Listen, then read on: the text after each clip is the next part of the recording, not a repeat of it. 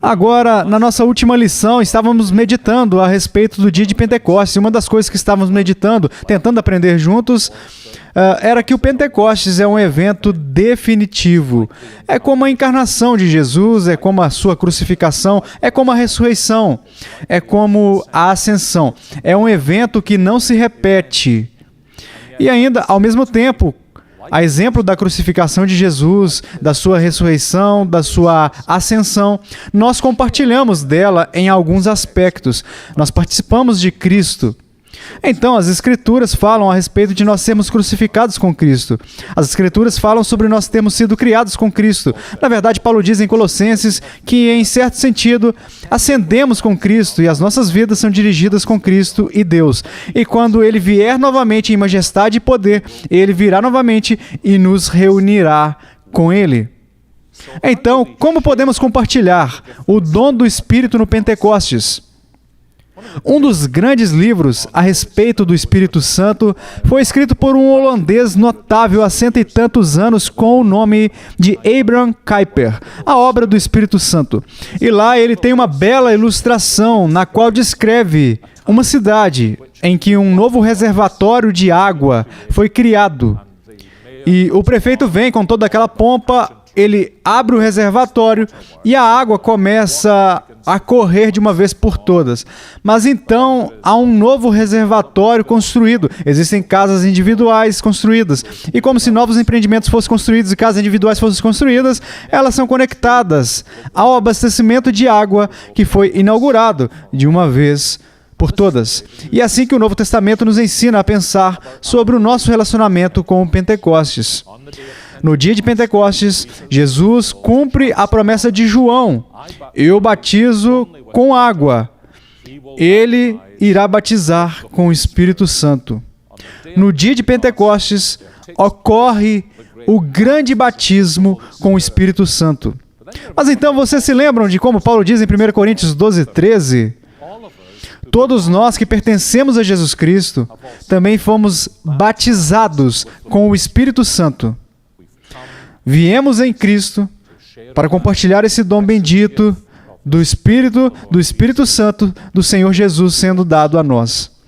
E neste ponto, no nosso estudo, estamos começando a deixar de meditar sobre a história do Espírito Santo nas Escrituras para o ministério do Espírito Santo na vida dos crentes, individualmente como nós. E então, Jesus diz em João 16, 8 a 11, o Espírito virá e ele convencerá o mundo do pecado, da justiça e do juízo. E isso acontece no dia de Pentecostes. As pessoas escutam o Evangelho, eles enxergam o poder do Espírito, eles estão convencidos dos seus pecados e eles chegam à fé em Jesus Cristo. Agora, a pergunta é: como o Espírito Santo está envolvido em nos conduzir à fé em Jesus Cristo? E parte da resposta a essa pergunta é que o Espírito nos conduz à fé em Jesus Cristo por intermédio da sua obra de regeneração, concedendo a nós o novo nascimento. E é claro, a grande passagem em que isso é discutido no Novo Testamento é o 3º capítulo do Evangelho de João.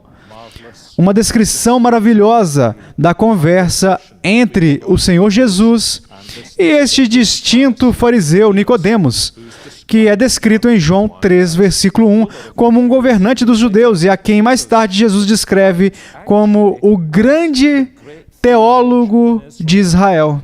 João 3,10, Jesus acudiu: tu és mestre em Israel e não compreendes estas coisas? Então aqui está um homem notável. Ele é um fariseu. Ele está profundamente comprometido com o caminho da justiça. Há uma certa gentileza nele. Ele vai até Jesus e demonstra a Jesus um certo tipo de honra que muitos fariseus não demonstraram. E ele é o grande teólogo de Israel. Ele é o nome na boca de todos. Se você desejasse o conselho teológico, eles imediatamente iriam pensar em Nicodemos. Nicodemos seria o seu nome. Mesmo assim, Jesus lhe disse: Você é mestre de todo Israel e você não entende o que significa experimentar o novo nascimento? Então, isso é algo extremamente significativo e também muito impressionante. Que seja possível ter uma religião, saber muito a respeito de uma religião e ainda assim nunca ter experimentado essa obra regeneradora do Espírito Santo, na qual ele concede o novo nascimento. O bispo Rylow, grande bispo anglicano, comenta esses versículos e diz: um homem pode ser ignorante de muitas coisas na religião e ser salvo, mas ser ignorante dos assuntos que são tratados neste capítulo é estar no caminho certo que conduz à destruição. Portanto, é vital que entendamos o que Jesus quis dizer quando disse a Nicodemos: Nicodemos, você precisa nascer de novo. Você precisa nascer do alto. Na nossa teologia e doutrina cristãs, a palavra regeneração aparece amplamente. Há uma coisa interessante. Eu me pergunto se vocês sabem disso. O Novo Testamento usa a palavra regeneração em apenas 2 ocasiões.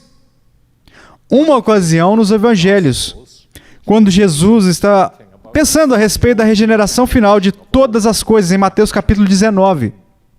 Então ali, a palavra regeneração significa a restauração de todo o cosmos, para que ele possa respirar a glória de Deus. E o outro lugar, é claro, é lá em Tito, capítulo 3, onde Paulo fala a respeito da lavagem da regeneração. Mas embora a palavra regeneração seja raramente usada, a linguagem do nascimento e do novo nascimento, que nos conduz ao reino de Deus por intermédio do Espírito Santo, é frequentemente encontrada. É por isso que é tão importante entendermos o que Jesus está dizendo. E eu quero que vocês observem apenas 4 coisas nesta passagem extremamente significativa que irá nos ajudar a entender o ensino do Senhor Jesus. Em primeiro lugar, observe o que ele diz a respeito da origem deste nascimento. O meu mentor espiritual na Escócia, desde os 17 anos, foi um ministro maravilhoso chamado William Steele. Sua igreja ficava na rua principal da cidade de Aberdeen. Ele tinha um enorme quadro de avisos do lado de fora da igreja, em parte porque havia um ponto de ônibus em frente à igreja. Você sabe, né? Lá na Escócia, o transporte público é maravilhoso em comparação com muitos outros lugares. Os ônibus parariam ali e as pessoas olhariam pela janela e veriam este aviso.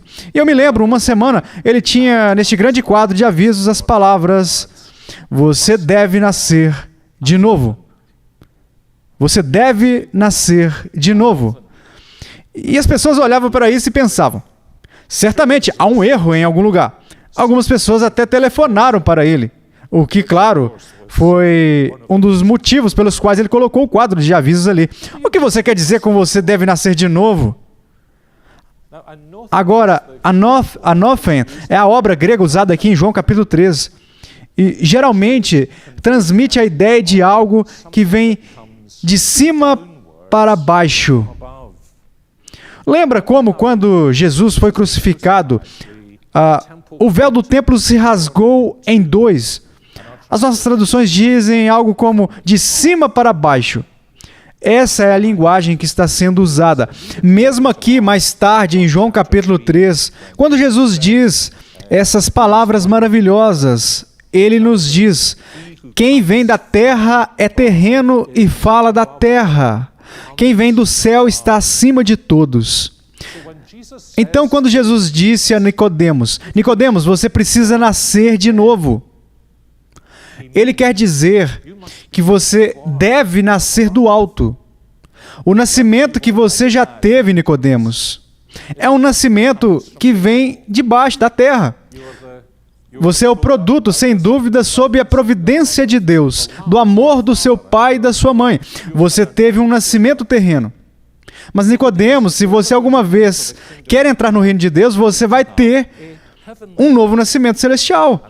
Esse nascimento celestial vem através do ministério do Espírito Santo. E Jesus enfatiza isso, não é? No versículo 5. Em verdade, te digo, quem não nascer da água e do Espírito não pode entrar no reino de Deus.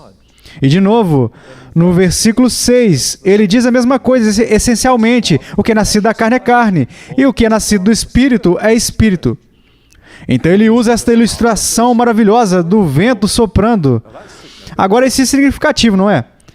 Pneuma significa vento e espírito. Como você entende o vento? É invisível, mas você enxerga os seus efeitos. E da mesma forma, é uma realidade para qualquer um que é nascido do Espírito de Deus. O que ele está ensinando a Nicodemos? Ele está ensinando a Nicodemos essencialmente o seguinte: não há recursos aqui na terra para fazer de você o novo homem que você precisa ser se quiser fazer parte do reino de Deus. Você nasceu da carne, mas você precisa nascer do alto, nascer do Espírito. Portanto, a origem deste novo nascimento é encontrada no Espírito Santo, que descerá até nós do alto. Não temos recursos em nós mesmos para dar a nós mesmos um novo nascimento. O Espírito Santo tem todos esses recursos e apenas Ele pode nos conceder um novo nascimento. Em segundo lugar, esta imagem que Jesus desenhou ensina algo a respeito da concessão do novo nascimento, como é concedido a nós. Se lembre do que ele diz novamente aqui no versículo 8, o vento sopra onde quer. Ouves a sua voz, mas não sabes de onde vem, nem para onde vai. Assim é todo o que é nascido do Espírito. Você praticamente pode imaginar a cena ali. Eles estão sentados lá à noite, o vento está aumentando, talvez haja algumas árvores fora da casa onde Jesus está. Você praticamente pode imaginar o vento soprando e o farfalhar das folhas, e Jesus dizendo: Nicodemos, é assim. É apenas quando você enxerga o efeito do vento nas folhas que você sabe para que lado o vento está soprando, porque o vento sopra onde ele quer. E assim é todo aquele que é nascido do Espírito. Agora, nós podemos interpretar mal essas palavras, porque nós conhecemos os cristãos, e ninguém parece saber de onde eles vêm, e ninguém parece saber para onde eles vão. Eles podem ser mal interpretados se disserem, sabe, a obra do Espírito torna você um espírito livre. Não é isso que Jesus quis dizer. O que Jesus quis dizer é que o vento não está debaixo do seu controle. O vento não obedece aos desejos das folhas. O vento sopra soberanamente. E assim é com todo aquele que é nascido do Espírito. Esta é uma obra absoluta e soberana de Deus, para a qual não contribuímos com absolutamente nada. O novo nascimento, o próprio Deus, através do seu Espírito, o faz soberanamente. E este é realmente o ensino do restante do Novo Testamento, porque nós encontramos isso em 1 Pedro, capítulo 1, versículo 23. E também ecoa lá em Tiago, capítulo 1, versículo 18. Pois, segundo o seu querer, Ele nos gerou pela palavra da verdade para que fôssemos como que primícias das suas criaturas. Segundo o seu querer. Isso é humilhante, não é? Você sabe que ainda temos persistência no nosso mundo cristão sobre a noção de que Deus faz 70%, ou 90%, ou 98%, mas sempre há algo com o que você precisa contribuir. Você não pode contribuir mais para o seu novo nascimento do que contribuiu para o seu primeiro nascimento. O que você contribuiu para o seu primeiro nascimento? Você decidiu nascer? Não é surpreendente quando você começa a meditar sobre isso e a pensar: eu poderia não ter nascido se não fosse pelo desejo de outros, se não fosse pela atividade de outros. Eu não sou autogerado. Na verdade, João havia deixado isso claro no prólogo do Evangelho, quando ele falou no capítulo 1 e versículo 12, a respeito daqueles que passam a crer em Jesus, que recebem o direito de se tornarem filhos de Deus, que não nasceram do sangue, nem da vontade da carne, nem da vontade do homem, mas de Deus. Portanto, este é um nascimento celestial, concedido por intermédio do Espírito. É um nascimento soberano, concedido por intermédio do Espírito. E é também, em terceiro lugar, um nascimento transformador. Tem efeitos muito decisivos em nossas vidas. Lembre-se novamente da pequena ilustração. O vento sopra. Você não sabe de onde ele veio, você não sabe para onde está indo, mas você ouve o som dele, você sabe que ele está presente por causa dos efeitos. Como sabemos que nascemos de novo? Não podemos olhar para dentro e dizer, lá vai o Espírito Santo, dando-me um novo nascimento. Mais do que poderíamos ter dito em nossa própria concepção. Uau, estou sendo concebido. Ou em nosso próprio nascimento, estou nascendo. Não, sabemos que nascemos por causa dos resultados, dos efeitos desse nascimento. Eu quero que vocês observem vários efeitos notáveis que Jesus aponta em seu ensino a Nicodemos. Em primeiro lugar, no versículo 3, em verdade te digo que se alguém não nascer de novo, não pode ver o reino de Deus. Agora, a implicação é que, uma vez que você nasce de novo, você enxerga o reino de Deus. Você enxerga o poder de Deus. Você enxerga que Jesus é rei em seu reino. O ladrão moribundo nasceu de novo na cruz e se voltou para Jesus e disse, Senhor, lembra-te de mim quando entrares no teu reino. O problema que nós temos é isso. Por causa do nosso pecado, as nossas mentes, o nosso entendimento, tudo isso está obscurecido e nós não podemos enxergar o reino de Deus. Na verdade, Nicodemos é uma ilustração primordial disso, não é?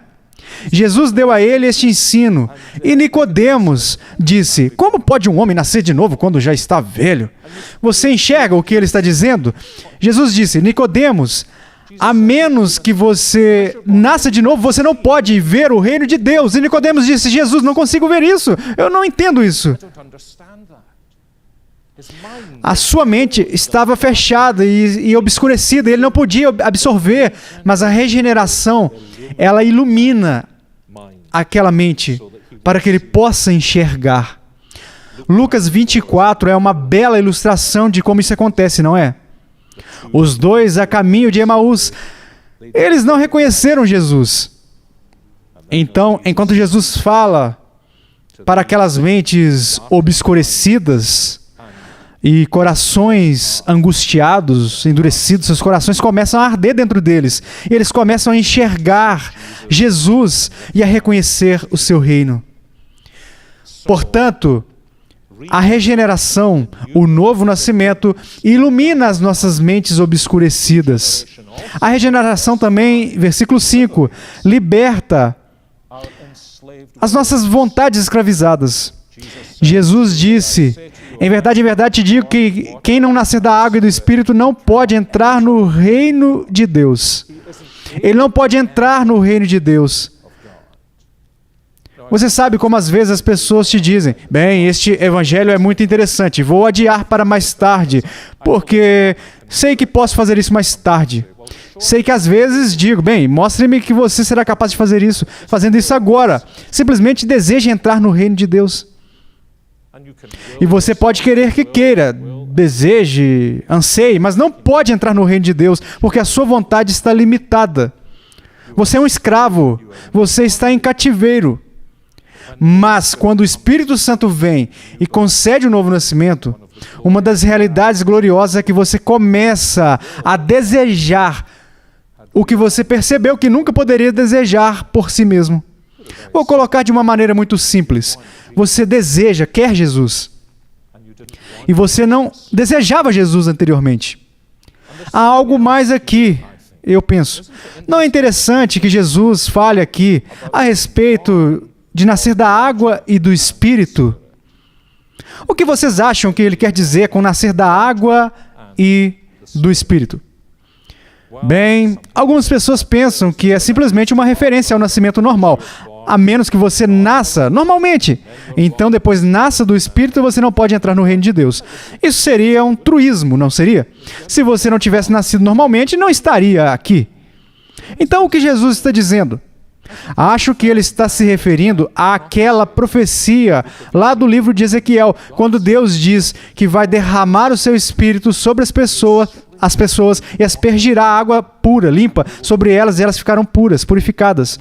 E ele está falando aqui não tanto a respeito da iluminação da mente ou sobre a liberação da vontade, do desejo, mas sobre aquela transformação que ocorre nas nossas afeições, para que sejamos limpos.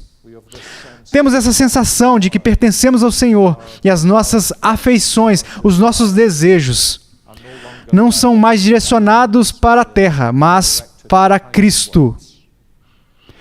Um dos meus conterrâneos, Thomas Chalmers, grande figura do século XIX, pregou um sermão.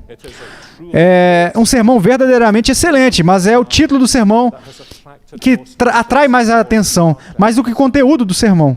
O título do sermão era O Poder Expulsivo de um Novo Afeto. E é isso que acontece, não é?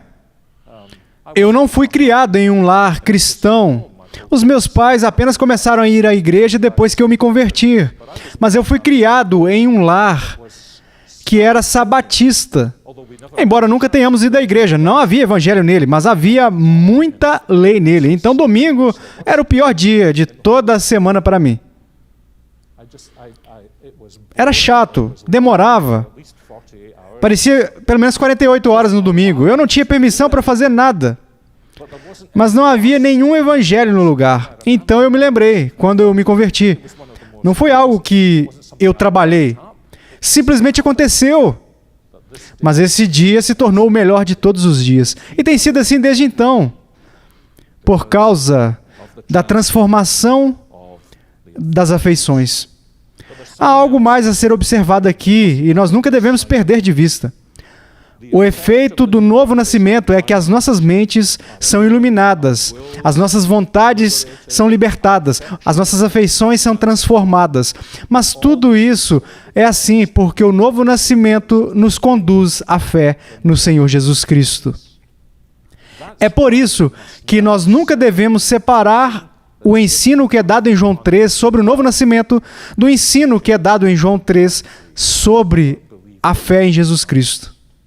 Às vezes, as pessoas separam João 3,16 de João 3, 1 até o 15. E às vezes, as pessoas separam João 3, 1 até o 8 de João 3, 16.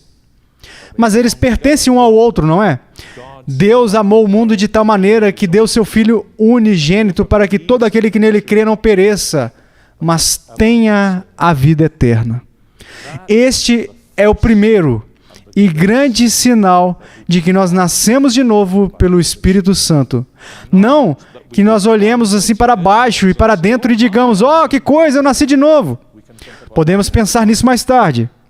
Mas que olhemos para fora, para o Senhor Jesus, e venhamos com fé para confiar nele e servi-lo e amá-lo. Sabe, acho que é sempre um erro, quando você está ensinando, presumir que todo mundo que ouve o ensino já é um crente. Então talvez este seja o ponto, no nosso estudo e ministério do Espírito Santo, fazer a seguinte pergunta: você já nasceu de novo? Como você sabe? Você sabe porque você passou a crer no Senhor Jesus Cristo. Vamos orar juntos. Senhor, muito obrigado por ter concedido o seu Espírito Santo para abrir os nossos olhos, para libertar as nossas vontades, para transformar as nossas afeições e nos conduzir à fé em Jesus Cristo. Trabalhe mais, cada vez mais em todo mundo e nós oramos. E em nós que estudamos esses versículos juntos, nós oramos para que nós possamos enxergar os efeitos do novo nascimento na nova vida de fé no nosso Senhor Jesus Cristo. E pedimos isso para a nossa bênção e para a tua glória, e em seu nome. Amém.